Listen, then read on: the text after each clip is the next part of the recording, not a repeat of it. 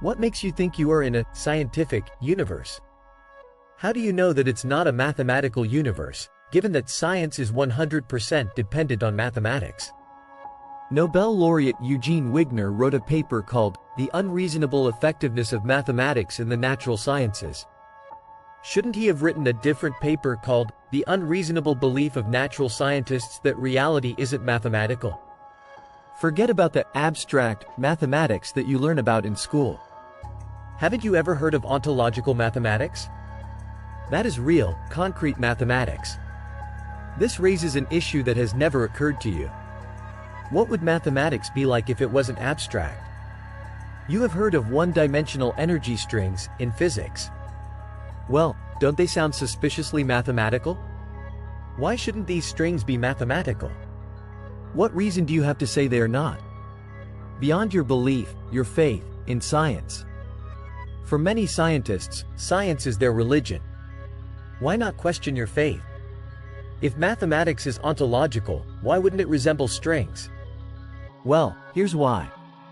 Strings aren't analytic and don't furnish an exact, analytic solution to existence. A mathematical reality has a precise solution that humanity can work out. A scientific reality is totally messy and uncertain and has no possible exact solution. Why should reality have a messy, non-mathematical nature rather than a precise, mathematical nature? State your reason why reality is non-analytic. Is it even possible for a non-analytic reality to exist? If it did not have an exact analytic solution, it would be 100% unstable and could not in fact exist. Only a 100% analytic solution provides a 100% stable solution, and reality must be 100% stable to exist at all. Any other solution would be unsustainable due to its inherent contradictions, causing total, fatal instability. Think of it like this. Is the syntax of reality 64.7% rational and capturable by mathematics, and 35.3% irrational and not capturable by mathematics?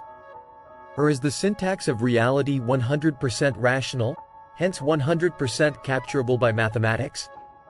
Only the 100% solution is coherent, stable and logically mandated.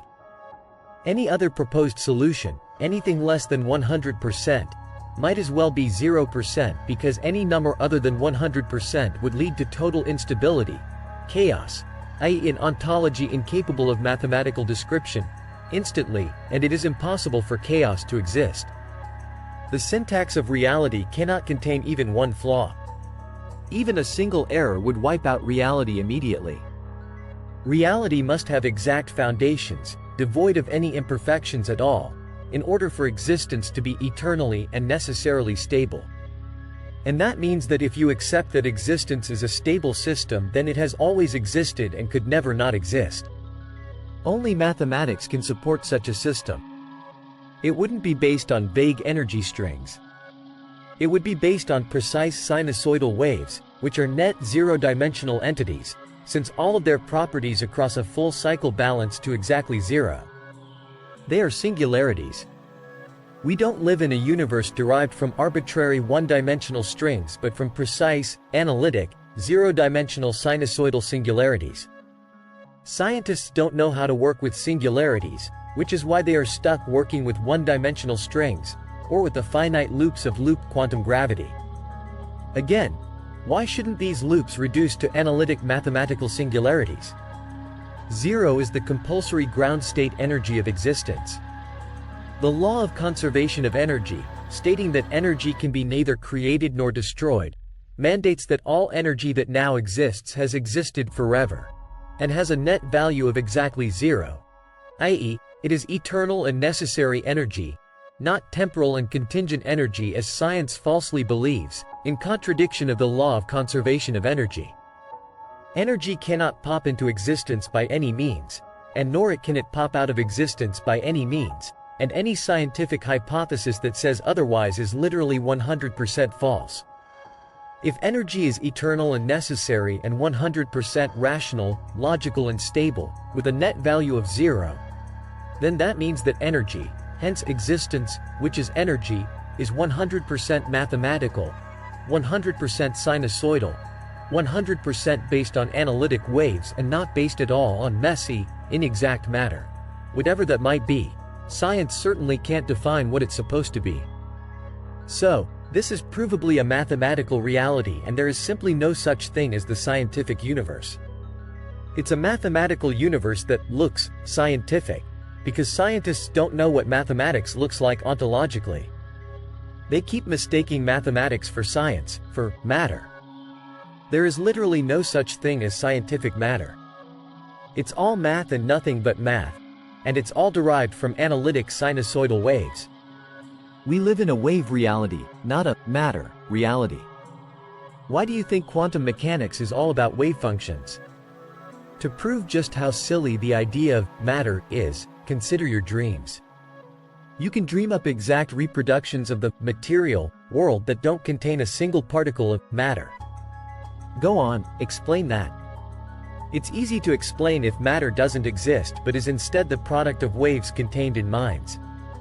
A mind, a monad, is simply one full collection of basis sinusoids.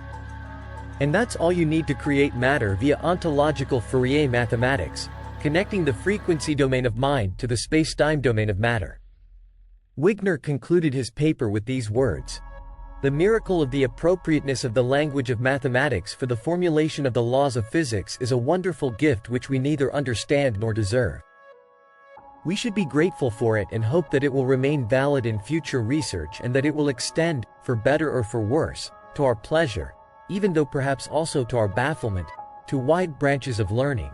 Have you ever heard such irrational nonsense? All that Wigner had to do to enter the world of reason and logic was say, "Mathematics is so well suited to the natural sciences because reality is mathematical," which is hardly a controversial idea. Centuries ago, Galileo said, "Philosophy, nature, is written in that great book which ever is before our eyes, I mean the universe, but we cannot understand it if we do not first learn the language and grasp the symbols in which it is written." The book is written in mathematical language, and the symbols are triangles, circles and other geometrical figures, without whose help it is impossible to comprehend a single word of it, without which one wanders in vain through a dark labyrinth. I mean, how many times do scientists need it spelled out to them that there is no such thing as science? There is just mathematics, being misinterpreted as science. Because scientists lack the imagination to conceive of mathematics as real. Get with the program. Do the math.